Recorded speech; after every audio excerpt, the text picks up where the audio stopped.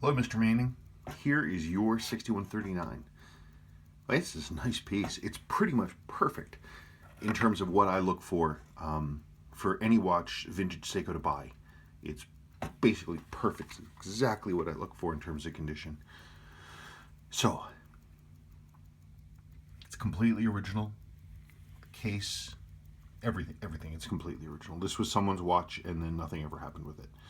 It's a little hazy inside. You can see that. You can see the markings on the back of the winding bridge there. But you can see the movement is generally bright.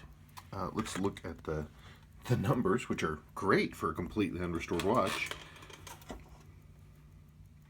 This is a winding spike, so don't pay attention to this. It's still quite good.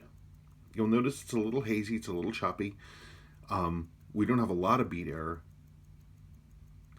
But you can see how sort of there's a little bit of muddle to the signal, and that speaks to me, of course, about the lack of lubrication on the pallet fork stones. But physically, what these numbers, the fact these numbers are this high, what this tells us is that the physical movement is in decent shape. The numbers are still quite low. We need to be higher than that. This tells us that it's not lubricated, that it's not clean, and we can see that it's not clean, so it's not a surprise. But this tells us that the actual physical movement, the wheels and the pivots, etc., should be in decent condition. As we can see, it looks bright. The only thing I ever worry about, of course, is the lower mainspring arbor. See that movement there? See how the top of this screw, the shine is moving? We've got some movement on that lower mainspring arbor port rather.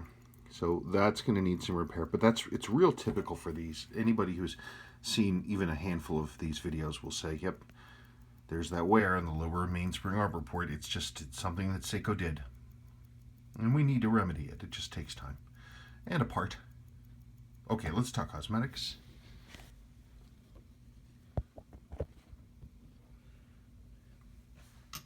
I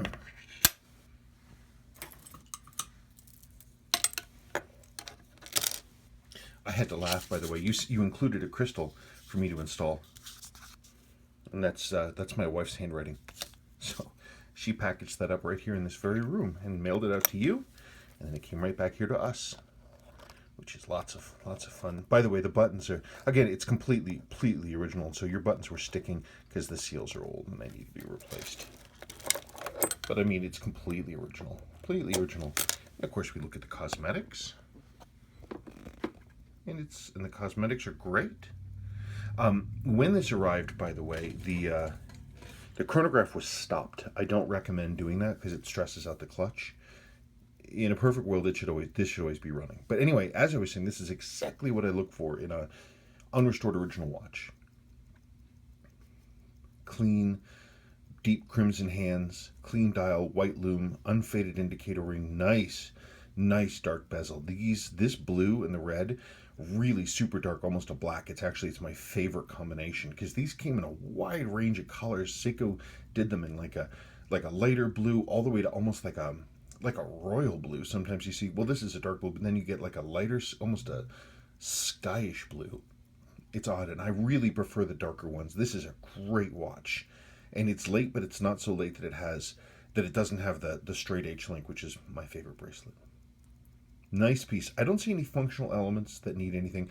After a cleaning, a servicing, lower arbor port repair, all new seals, crystal, this will be a great watch. Of course, we have your crystal right here. Nice piece. All right. Good stuff. Let me know if you have any questions. Thank you.